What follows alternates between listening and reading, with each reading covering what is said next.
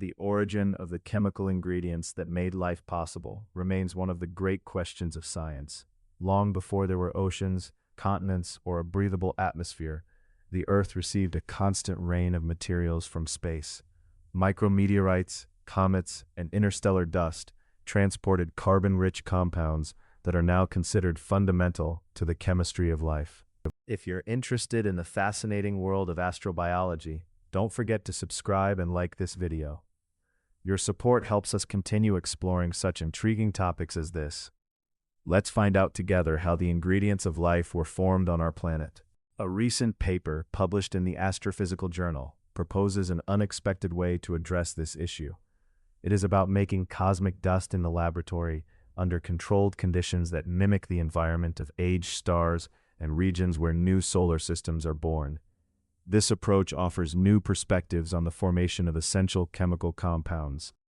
Cosmic dust is not a minor waste. It is formed by amorphous organic networks rich in carbon, hydrogen, oxygen, and nitrogen, known as CHON elements.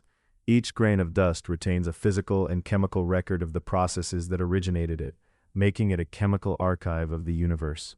These grains are formed in extreme environments, such as the red giant star wrappers or the remains of supernovae. Over time, the dust moves through the interstellar medium and is incorporated into comets, asteroids, and eventually planets. Part of that material ended up falling on the primitive Earth, providing a chemical richness prior to biology. However, until now it has been difficult to know which processes were most important in the formation of this dust.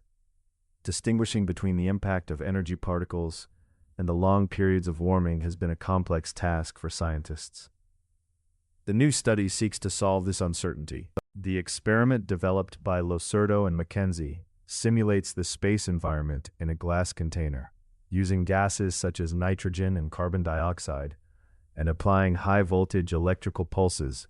They manage to create a plasma that allows the formation of complex structures in cosmic dust. One of the main contributions of the study is the clear distinction between two mechanisms that affect cosmic dust: ionic bombardment and thermal annealing. Both processes modify the structure of the material, but in different ways, which influences the chemistry of the resulting compounds. The images of electronic microscopy show changes in the morphology of dust, where the intense bombardment compacts the particles, while the thermal annealing produces a more homogeneous texture. These changes are crucial to understanding the history of cosmic dust. The study also uses infrared spectroscopy to analyze the composition of the manufactured dust. Each chemical bond vibrates in a characteristic way, which allows identifying the compounds present. However, distinguishing which domino process remains complex. The key tool was the analysis of main components, which helps to identify patterns in complex data. This allows mapping the processes that the material has experienced, turning spectra into diagnostic tools for future research. Beyond the methodology, the study has implications for the debate on the origin of life.